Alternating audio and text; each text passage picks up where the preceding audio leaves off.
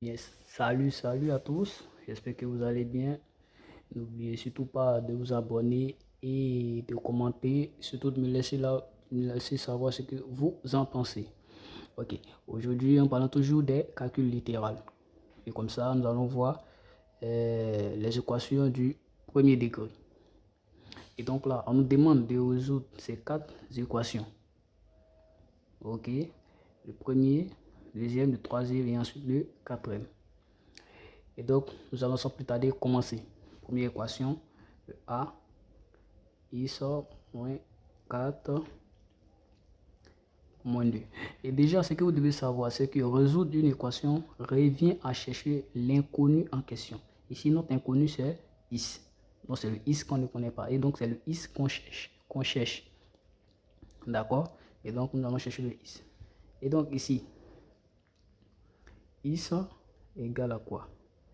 Ici, lorsqu'on résout une équation, et ici, ici c'est le x qu'on cherche. Et donc, le premier terme à notre gauche, ici, et moins 4 ici. Et donc, nous, c'est le x qu'on veut. Et donc, nous allons envoyer 4 de l'autre côté. Ici, l'autre côté de l'égalité, pour qu'on puisse sommer ces deux expressions.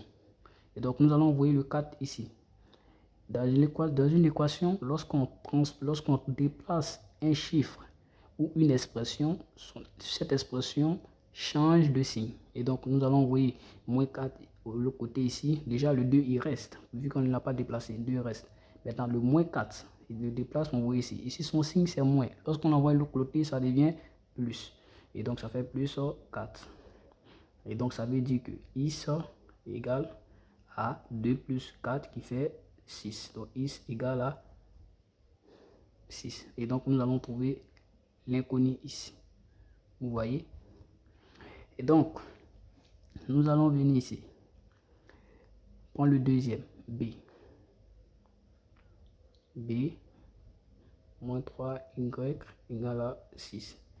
Ici, l'inconnu est y. Ne mettez surtout pas dans votre tête que tous les jours, lorsqu'il y aura une équation, ça sera toujours le même inconnu ici. Non. Il y a certaines équations où vous avez x comme inconnu, d'autres z comme inconnu, d'autres y, comme c'est le cas ici, comme inconnu. Et dans d'autres expressions, comme vous aurez peut-être p ou m, ça dépend. Et donc, nous allons sans plus tarder commencer ici. Ici, nous avons moins 3y égale à 6. Et donc, nous allons chercher toujours le y. Et donc, y va être égal à quoi? On garde toujours le signe. On garde le signe qui est là ici. Le terme 3 qui multiplie notre y. Et donc, lorsque on le fait passer de l'autre côté de l'égalité, il va diviser l'autre expression qui se trouve à droite. Et donc, on garde toujours la même expression et le même signe, moins d'abord, sans le toucher, moins égal à quoi? Moins y égale 6 est là. On a dit que 3 va diviser 6. Et donc, il va au dénominateur. Et donc, ça fait sur 3. Et donc, 6 divisé par 3, ça fait 2. On est d'accord. Et donc, y égale à quoi? Moins 2. On fait partie le moins. Et donc, ça fait ça. Donc, y égale à moins 2. Ensuite, continuons avec le troisième terme. 1 égale à quoi? 5 moins t. Ok? Ici, l'inconnu, c'est t. D'accord? Et donc, on aura quoi? Ici. Ici, n'ayez pas peur, lorsque c'est comme ça, le t se trouve à droite, vous pouvez juste inverser. Et donc, nous allons juste inverser, vous allez voir, on peut juste ramener ici, c'est la même égalité. Donc, on peut écrire juste 5 moins t égale à 1. Ça ne change rien. Et on y va, on va chercher le t. Ici, nous avons 5 moins t. Ici, le 5 a comme signe plus, parce que le signe d'un chiffre ou d'un nombre se trouve toujours à gauche. Ici, lorsqu'on n'a rien comme ça veut dire que le signe c'est plus. Et donc, nous, on va passer le 5 de l'autre côté de l'équation. Et donc, ça fait quoi? On garde toujours le moins t égale à quoi? Le 1 reste, il est toujours là. On va passer le 5. 5 va de l'autre côté, il devient moins. Et donc, ça fait moins 5. Et donc, t, donc moins t d'abord, égale à moins 4. 1 moins 5, ça fait moins 4. Et ensuite, le moins ici va partir multiplier l'autre moins et ça va faire plus. Et donc, ça fait t égale à quoi? 4. C'est ce que nous allons avoir. Nous allons sans plus tarder passer au dernier terme, la dernière équation plutôt. Et donc ça fait 4x, non 4x égale à 3 moins 2x. Déjà, nous allons regrouper, nous avons deux termes ici, deux inconnus ici. Nous allons les regrouper ensemble. Et donc, le 2x qui est là, nous allons le renvoyer ici.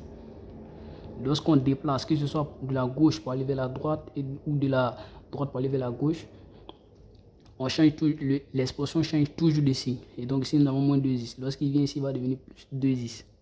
Et donc, ça fait 4x plus 2x égale à 3. 3 n'a pas bougé, donc on ne change pas de signe. Et donc, 4x plus 2x, ça fait 6x égale à 3.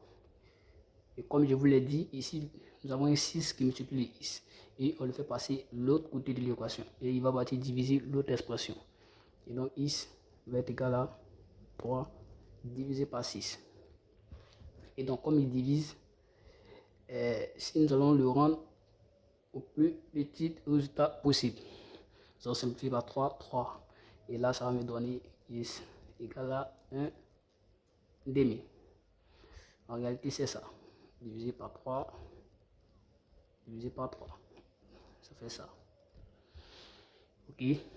Donc, c'était tout pour cette vidéo sur les équations du premier degré. Nous allons envoyer une autre vidéo pour parler des équations du second degré. Et donc, c'était tout pour aujourd'hui. N'oubliez surtout pas de liker, de vous abonner et de me laisser savoir ce que vous en pensez.